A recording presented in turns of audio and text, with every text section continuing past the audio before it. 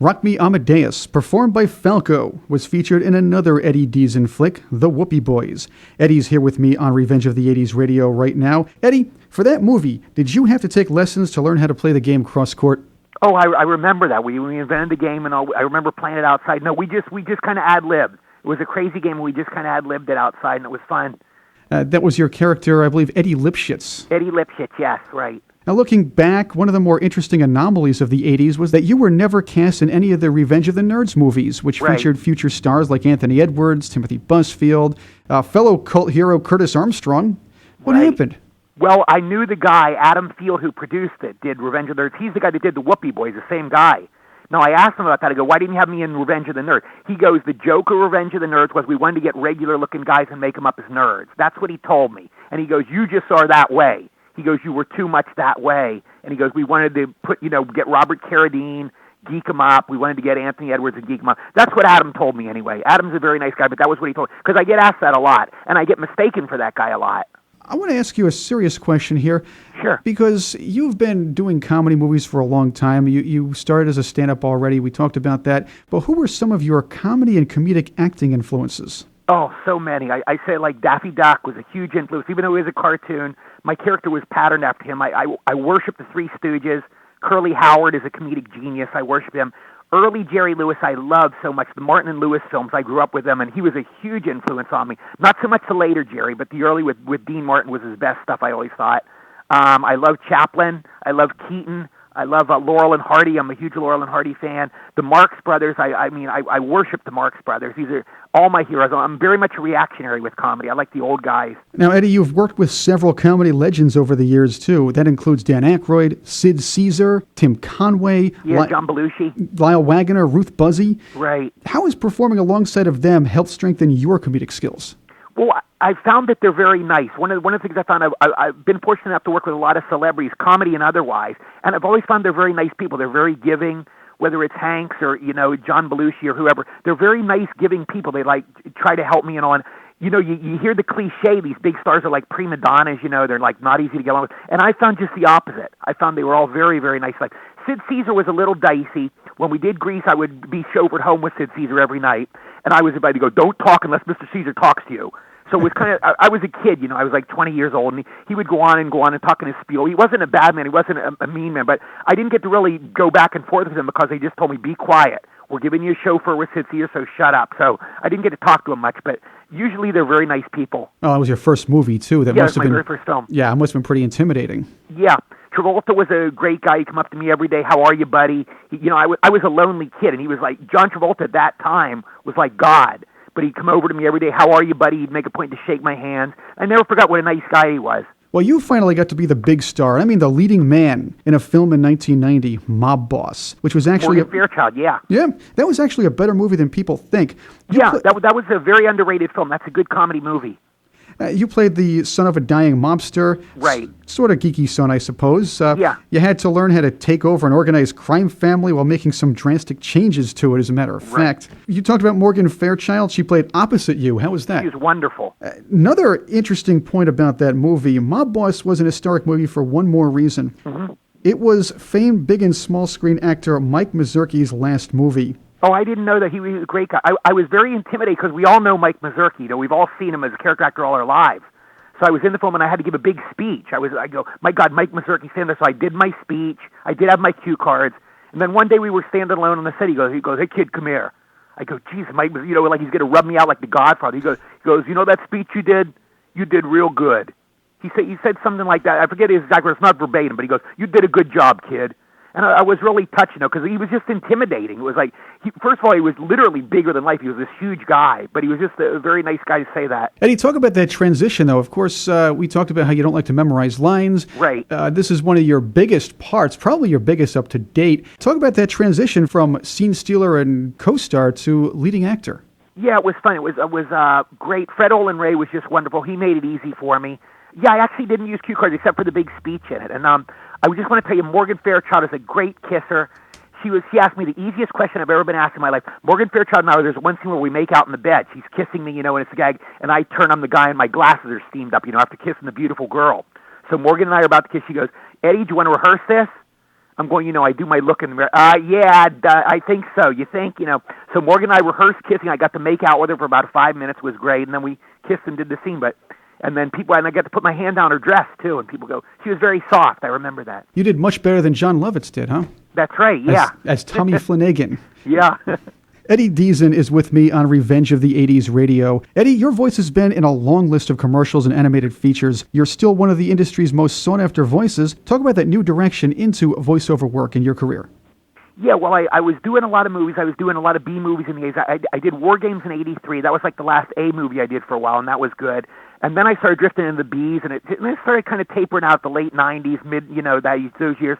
So I got into voiceovers. I kind of shifted over, and I did a lot of cartoon shows. It worked good. I did Dexters Lab. I was a regular on that. I got to do a lot of Scooby-Doos. I later did a Family Guy. I did a Family Guy 2 years ago, and I love doing voiceovers. They're a wonderful community. I love doing that. And you don't have to worry about memorizing lines. Voiceovers, I can just read my stuff off. How huge was Rockadoodle for you? Rockadoodle was fun. I remember doing that with Don Bluth. It was a fun film. I remember doing that. You mentioned Dexter's Laboratory. You Right. play Mandark. Yes. Now, how much of Menlo Schwartzer was put in Mandark? Good point. They're kind of like interchangeable, aren't they? I think Mandark was kind of drawn to look like me. You could see the character is kind of like a caricature of me. And I got to work with my favorite animation director, Colette Sunderman, who I love. The girl, Dexter was a girl, it was the girl who was in Babe. Chris, I forget her last name, but she was a girl in Babe. She was wonderful, and then she later got sick and quit the show, and then another girl took over, Candy. But that was real fun. Dexter's Lab was probably my favorite cartoon I've ever done. I love doing that. Was the laugh your creation? No, you know what happened? I had always done the comedy. I would do in some of my films. I do this. I go, "Hi, I'm gonna walk down the street with a girl." I go, "Ha!" That was always my laugh. So we were doing the Mandark, and then the director Colette, she goes, "No, that doesn't sound right. You got to be a mad scientist." You go, "Give me a maniacal mad laugh," and then I did ha ha ha ha ha ha ha, and we shifted into that. And she was the one that actually thought of it, though. I was going to use the one because the one laugh always would get laughs. I always go ha, and that would always get a laugh for whatever reason. But then we got the more maniacal one. I guess it fit the mad scientist, Mandark better. Now, Eddie, while your 80s fans will instantly recognize you by sight when you're out in public, how easy is it for your younger fans to recognize your voice? They will sometimes. We were at the sports bar, in fact, 2 weeks ago Sunday, and 3 different people knew me by my voice. They didn't know me, but they go, "You're the guy that talked to you. You're from Dexter's Lab." And the guy, "Oh, you're the guy in Polar Express." And one guy, believe it or not, I did a Scooby-Doo. I played a character, Gibby Norton. He goes, "Were you Gibby Norton in Scooby-Doo?" He goes, "My son loved that show." And so they knew my voice. 3 different people in a sports bar in one day. It was weird. Which voiceover and acting parts over the years were the most challenging to you, and why? Well, definitely Polar Express, because it just the impact of having Tom Hanks there. I was there. I didn't know he was going to be in. I got Bob Zemeckis remembered me after 25 years, and he wrote me in. He wrote me in as know-it-all in Polar Express, and I reported to the set the first day. It was January, I think, 2004. Tom Hanks comes in. You're kidding, right? So the whole room full of people. He walks up to me first of all, goes, "Hi, Eddie, I'm Tom." So I'm like, no blank Sherlock, you know what I'm filling in with that word. I'm like, Tom Hanks introduced himself to me, Tom Hanks in this film. And he was so nice all the way through the movie. He was just a great guy. He'd come over and we kibitz every day, but, it's kind of surreal when you meet a star of that magnitude. It's like, you're talking to him casual. You're talking about women or baseball or the weather or whatever. But, at no time you don't think, I'm talking to friggin' Tom Hanks. And, I never forgot I was talking to him. But anyway, he found out I was a baseball fan. We were both baseball nuts. And he literally took me to 3 Dodger games. He took me to 3 Dodger games after the movie. So he was just a great guy. He was like a big brother to me. Funny thing about Polar Express is that I was sitting down to watch it at home, and I wasn't really into it. It was a kid's movie, I suppose. And it's like, all right, let it roll. I'll just sit down and watch. There's nothing else on. All of a sudden, I hear your voice, and I was like, Eddie Deezen's in this. I got to watch this now. It's like watching a Bruce Campbell movie. Right. Certain actors you just want to see, and you're one of those for a lot of people from the 80s. Thank you, Chris. That's very nice of you. Including myself here. As far as your voiceover and acting parts over the years, which ones were some of your favorites? I think if you look back, I think I Want to Hold Your Hand because it was the Zemeckis type. Zemeckis is by far my favorite director, by far the best director I've ever worked with. That was his first film, And Bob, I think his touch, you can see it in I Want to Hold Your Hand. Plus, I was kind of playing myself in I Want to Hold Your Hand. I am the world's biggest Beatles fan. I worship the Beatles. I love the Beatles. So I kind of played myself. So that will always be my best role, I think. And I think Polar Express you put up there because, again, it was Zemeckis' genius, and he kind of let me be myself. So that was good. Grease I love because how huge the film was. I think Grease, at least with girls and women, it's got to be the most watched film of all time. I've met literally thousands of girls. Grease is my all-time favorite film. I've talked to girls who broke the tape, watching Grease. It's like watched over and over. So that would be very special to me too. Eddie Deezen is on the air with me. This is Revenge of the 80s Radio. I'm Chris Cordani. You mentioned the Beatles. Here's an interesting Eddie Deezen fact. You were in a 2005 documentary about Beatles fans called Me and Graham, the soundtrack of our lives. Yeah. Now, the idea was, I guess these guys were searching for big Beatles fans. You got to play yourself in that one, too, huh? Exactly. That was a documentary, and we got interviewed in that. They were very nice people. I don't know if that ever even came out. And you do mention the Beatles a bit on your website, Eddie. You have Beatles trivia. You put them in your posts once in a while. What's your favorite Beatles tune and why? Well, my favorite movie of all time, period, is A Hard Day's Night, and that's my favorite Beatles song, too. I love A Hard Day's Night. I must have seen it maybe like 50 or 100 times. I watch it over and over. Every time it sends chills up my spine, I get goosebumps just because it so captures the Beatles in 64. I'm old enough to remember that. I was like 6 years old, and I remember watching the Beatles on the Ed Sullivan Show. I remember going to see A Hard Day's Night, and you couldn't even hear the dialogue. It was weird. It was a weird experience. You'd go to the film, and literally girls scream for an hour and a half. That's all it was. And this is a little city. I was in Cumberland, Maryland. It wasn't like New York or L.A., and they just screamed for 90 minutes. I've never had a movie experience like that. And then I went to Help the next year, and Help was the same. The girls screamed all the way through it. Kind of like the movie I Want to Hold Your Hand from '78. Yeah, exactly. Very similar. What would you want to have been if you did not get into acting, Eddie? Boy, that's a great question. I don't know.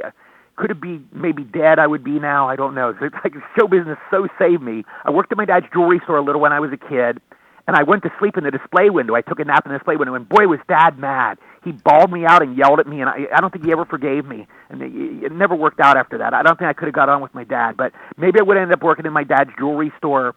I don't know. It's like actors, we're so weird. It's hard to think of us in the real world. We kind of live in our own insular planet, showbiz. And I was glad to be in there. Everybody in showbiz kind of accepts me. Whereas in the real world, I was kind of like very strange. Maybe you could have been in a Beatles tribute band or the Fifth Beatle even. Could be, yeah. Eddie, talk about some of the projects you're working on these days.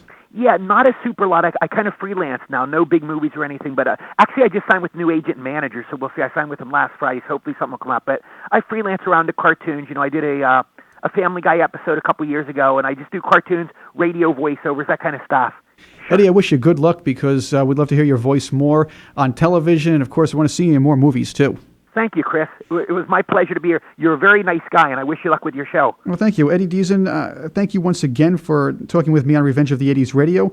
And to keep up with Eddie, get to his website, eddiedeezen.com. That's eddiedeezen.com. You missed that, you can get it off our website, revengeofthe80sradio.com. That one you know. You can read Eddie's blog, pick up his movies, and more. Eddie, thanks again. Oh, my pleasure, Chris. Revenge of the 80s Radio.